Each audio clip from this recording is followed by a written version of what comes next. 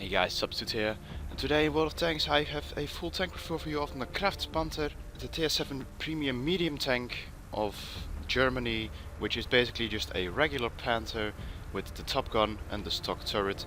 And I'm going to show you the little differences that it has, the little advantages, disadvantages that it has. But before we go and do that, just look how lovely this tank looks with the destroyed side skirts covering the tracks, all the bullets it took. How lovely the gun barrels also camouflaged with like leaves. The only thing I'm not really a fan of is the skull on the side, which you can see right now, and that it has the stock turret, which means it has a giant-ass cupola on it, which is just a giant weak spot overall. And well, it doesn't matter because they both, the Panthers when you get them stock, have that.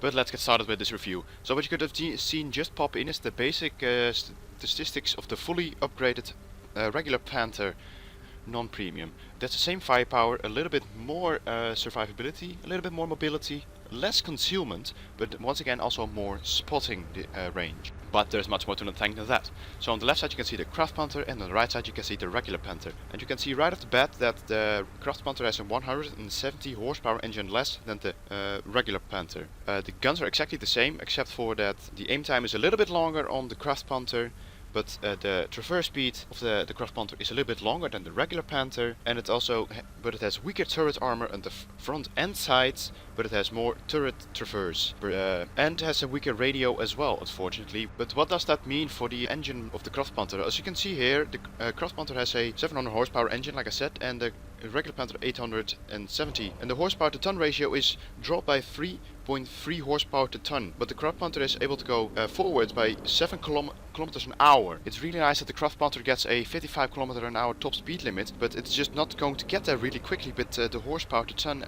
that the Kraft Panther has. Don't get me wrong, it's not terrible, but it's definitely not great either compared to the regular Panther's almost 20 horsepower to ton, which is very nice for a tier 7 medium tank. But now where it's all about, and that's the Panther's gun, or the Kraft Panther's gun in this case. As you can see, there's not a lot of difference at all, except for the aim time is by 0.2 seconds longer with the Kraft Panther, and you get 2 degrees less elevation with the Kraft Panther, but a rather nice 8 degrees of gun depression, which is true German standards for it's not good, but it's not bad either.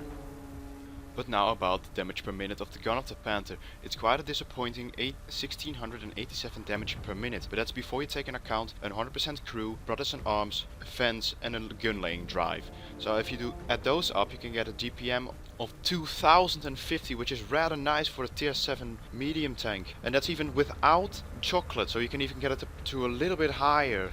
And with very reliable penetration on its standard rounds, that means that you don't have to load premium shells all that often. And you're not going to run out of shells since you have an 80 round capacity of shells. But unfortunately that's where the good news stops. And because the armor is only 80mm at the front, although angled, it should get around the same protection as the Tiger 1, which we all know isn't that good, or not good at all. Most tanks will go through your frontal armor no problems, and your sides are only 50mm and also 50mm at the side, I do believe. That's quite enough book talk for now, so let's go straight to some gameplay. We've got enemies in the area. Take them down or capture their base. So as you can see, the reload's just under 4 seconds. And while the game's just starting, you can see that the Kraft Panther isn't pulling up quite as quickly to his top speed limit, although this is probably like medium terrain right here, because the Chaffee is also getting a little bit of trouble getting to its top speed. And there is a lot of rubble in the way as well. But the action should go on when you're around the B or C2 area. That's when you will encounter the enemies first, when at least to where I'm going. Otherwise it will probably be H or J 8 or 9. But we're not going there. We're going around 40 kilometers around the flat. 37 right now, out of drive, and await him up. But the Chaffee decides to just go in balls deep, and I was hoping I was able to cover him when I go up this slope here, but the enemies weren't even close to this corner yet. The Leopard was the closest, and he was just past the halfway point. Yeah, the Panther is definitely not slow, but it's like a German medium.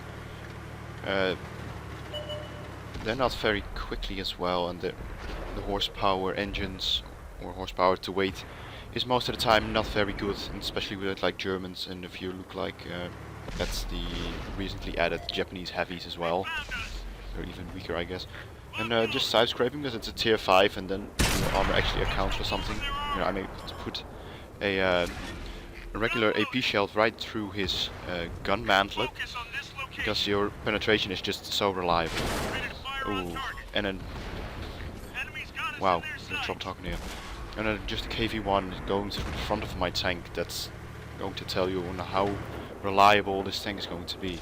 Waiting for the KV-1 to pull a little long around the corner and track him in place so I can be taken out. And unfortunately my second shell flies quite high.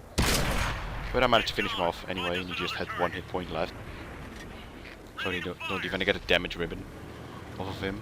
And T1 Heavy also actually died. I didn't even notice that. But now I'm able to go into the flank of where the Chevy unfortunately died. And I was like, I'm going to try and save the Su-85, but I decided to be a scumbag first and go for the damage and finish off the first artillery. They still have a way more dangerous artillery piece left alive right now, which took a pot shot at me earlier, but luckily missed me, otherwise I would have lost most of my hit points. At least I think it was the bigger caliber artillery. But I decided to go turn around again. Don't know why. I thought probably the M6 would die by the SU, or Nashorn it actually is. I thought it was an Su-85. And he actually died, but then I saw that there were 2 heavy tanks in our base, and so you can now see around how good the mobility of this tank is. On upslope it's only going at around 22 to 24 kilometers an hour, which isn't a whole lot. But I'm like the only medium left with one other medium tank, which isn't focused on the map, because 90% of the world tanks people don't know about the mini-map. And so they just go and rush on blindly through the enemy cap circle, and hopefully they win. Because this game is quite tight for now. And we just lost all artillery, thanks for notifying that.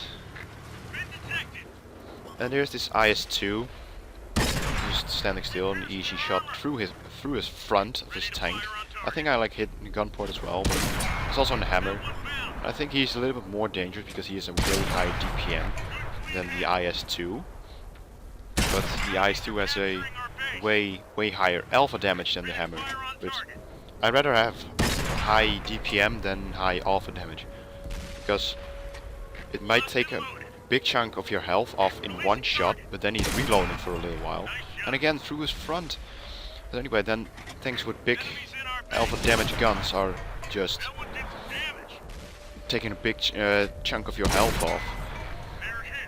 But then they're reloading for quite a while, so you're able to punish them way harder than you were able to. And unfortunately I missed my first shot on the, well, I say Tyke, but it's actually a hammer. And the IS-2 was trying to cap, just get resets and resets, and it eventually dies. There is this like little flat part on the IS which I was probably shooting at and snapshotting, but there's also an enemy kraft panther who has way more health than me. I managed to get the first shot in. He bounces on me on my very nicely angled frontal plate, and I've got some support of a Nashorn, so I'm less scared now. And he just shot, and I'm decided to go in. I'm gonna put a shot into him. The Nashorn does as well, but unfortunately he falls. But the Panther shot again, and unfortunately I missed my shot because the gun depression wasn't good enough. But the Kraft Panther, I didn't even lose a single hit point to him yet, and he almost lost his. Although I did get support from my teammates, which he didn't. Well, the enemy Kraft Panther got one now. And first non-damaging shot, only tracking him, and also eating a shot from the hammer there. And I'm reduced to just a sixth of my hit points, or a fifth, a sixth. And I just decided to go through the building and just ram the damaged Panther, and then just ram him to death, only causing me one hit point actually. And I also managed to finish off the hammer as well. Just speeding up the gameplay here. because it's going a little quiet for a little while. I thought like the enemy or my friendlies had it in a bag here, but I actually have kind of a little bit of a struggle even. While I almost stupidly kill myself. And almost back in the action. It's gonna get a shot onto the hammer. Yes, some hammer. And going back to normal speed, and the medium just died, which leaves a 1 versus 3 for against the hammer. Going at the slope, and just one on the move, and the Tiger P put a shot on him, and I put the final shot into the tank to get my top gun. Although I believe it was my very first top gun I ever gotten in this tank. For my feel, we had a pretty nice result in the Kraft Panther in this game. It's probably the second best game I have had personally in this tank. Unfortunately, if you are looking to get this tank, I do believe it's still on sale in the store right now, but it's like a 20,000 gold package and you get it with 3 tanks. There is no way to get this tank solo anymore. Then you unfortunately have to buy it like back in Halloween. But let's take a look at the post-game stats a little bit. Chalk up another win. A little slotting by. 2,810 experience, a couple points for my Boilmaker, a first class, mastery badge, a top gun, 18 penetrating shots, 6 kills, 160 blocked, only 564 spotting damage, and track damage combined, so this is a lot, but this 99,000 silver as well, which is actually quite nice. I don't think this is the best credit maker, but it's definitely not bad as well. And a little bit more how my team did. The Tiger P also had a crazy game, that's why I didn't get the high caliber. So as you can see, I managed to fire 26 shots, 22 of them hit, and 19 of them penetrated. And I did 2152 damage in total. But I hope you can do. I gave you enough information on the Kraft Panther for now if you are planning to buy it. And I quite like it. Just basically a regular Panther, and then just with its ups and downs as well. So yeah, I would say if you are willing to spend 20,000 gold on it, which is roughly 75 euros, I would say go for it if you think it's worth it. I thought it was worth it. I even with the Halloween package even, which was even more money. So that's how crazy I am about buying my premium tanks. But anyway, I hope you enjoyed, and please leave a like and subscribe if you haven't already. Bye!